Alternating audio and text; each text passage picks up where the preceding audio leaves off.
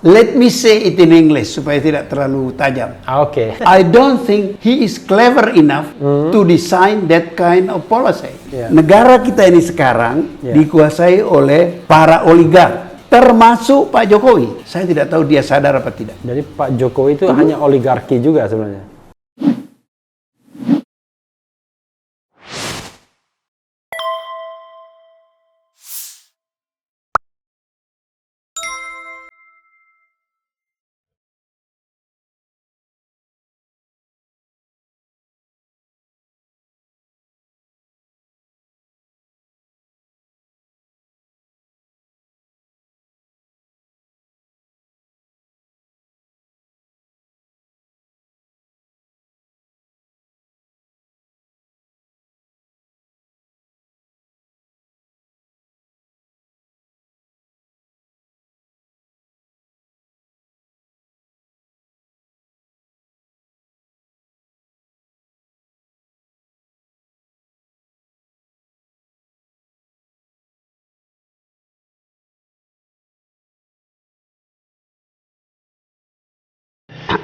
Saya cuma mau bilang bahwa beban yang dipikul Pak Jokowi itu berat sekali. Salah satu beban dia dituduh PKI. Oke.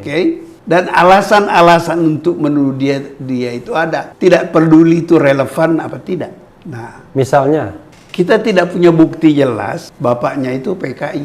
Kalau ada, cobalah dibuka. Ada isu seperti itu ya? Ya.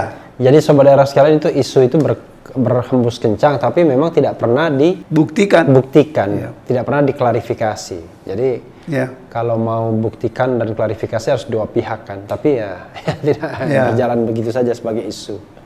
Tapi kembali lagi ke tadi, kita tahu kan the ruling partinya PDIP, dan kita tahu pastinya PDIP banyak pengaruhnya terhadap kebijakan Presiden Jokowi. Ya, at least orang menganggap demikian. Ya, lalu juga kita tahu watak PKI masa lalu yang suka menggunakan tangan kekuasaan secara langsung dan tidak langsung ya. Kalau dia misalnya masuk dalam lingkaran kekuasaan seperti contoh Nyoto tadi yang membubarkan Manikebu. Apakah itu sekali lagi Prof?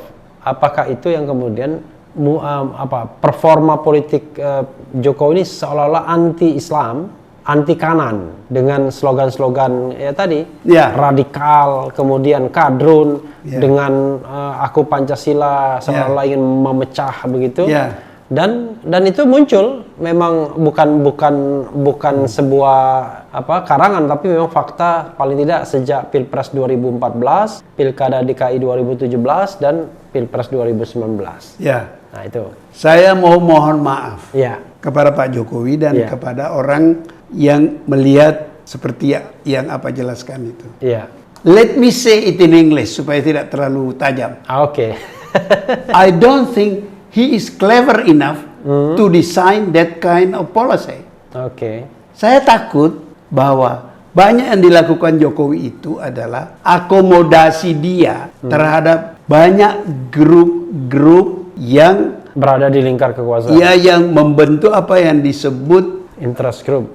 Well, it's not apa sih namanya itu? Oligarki. Oligarki. Oke, oligarki ya. Oligarki. Jadi negara kita ini sekarang dikuasai oleh para oligark. Termasuk Pak Jokowi. Saya tidak tahu dia sadar apa tidak.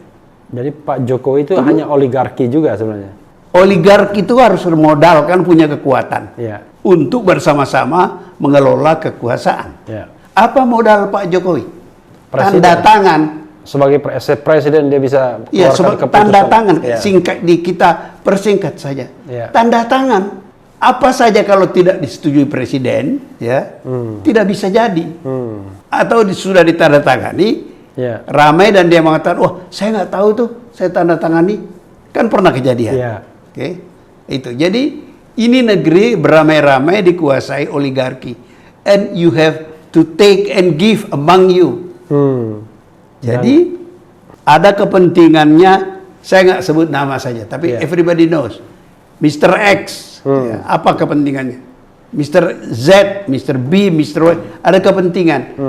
Sepanjang Jokowi bisa akomodasi, dan dia merasa nyaman, itu jalan. Misalnya sekarang ada teman menganalisa undang-undang. jenis undang-undang. Dia bisa mengidentifikasi, dan saya tidak perlu mengulang di sini. Oh, ini proyeknya Golkar. Ini proyeknya Gerindra. Ini proyek PDIP. Ini proyek PDIP. Ini proyeknya Surya Paloh gitu ya. Dan macam-macam. Itu punya proyek untuk kepentingan-kepentingan. Nah, ini yang akan jadi masalah kalau salah dua dari kepentingan yang mau digolkan, dilegalkan melalui undang-undang, itu mendapat perlawanan dari masyarakat. Dan imbasnya ke Jokowi sendiri yang dia endorsement. Di-endorse atau tidak. Tapi kalau itu berhasil di DPR, ya, menjadi undang-undang, yang akan memikul beban itu adalah Jokowi. Let's say undang-undang yang memperlemah KPK. Kan itu proyek banyak pihak itu. Dan Pak Jokowi mengendorse itu dengan tanda tangannya. Nah, dia jadi sasaran kritik kan sekarang. Salah satu yang menarik kemarin, juru bicara KPK yang dulu kan mengundurkan diri. Febri Diansah. Dan dengan cepat itu ditafsirkan orang karena Jokowi telah memperlemah KPK. Padahal kembali kepada bahasa Inggris tadi, dia tidak cukup. Itu kan satu tafsiran. Belum tentu benar. Dia mungkin punya kepentingan sendiri. At least kepentingan dia menyenangkan oligarki yang mendukung dia, yang berkepentingan melemahkan KPK. It's very difficult.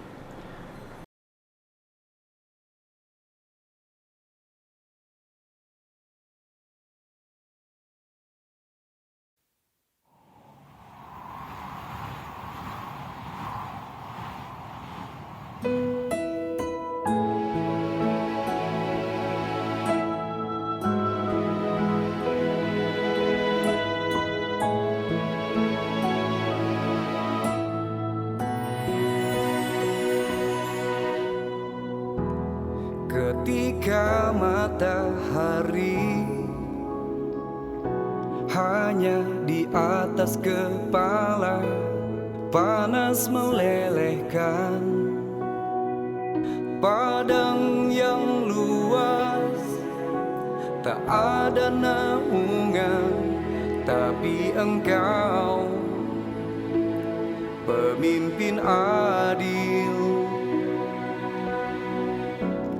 Tuhan memberi kabar gembira. Setiap manusia adalah khalifah di muka bumi ini, tapi engkau khalifah dari khalifah. Kau dinaungi, kau diselamatkan, oh, dari hari pembalasan. Engkau bisa bawa mata air kebaikan bagi manusia.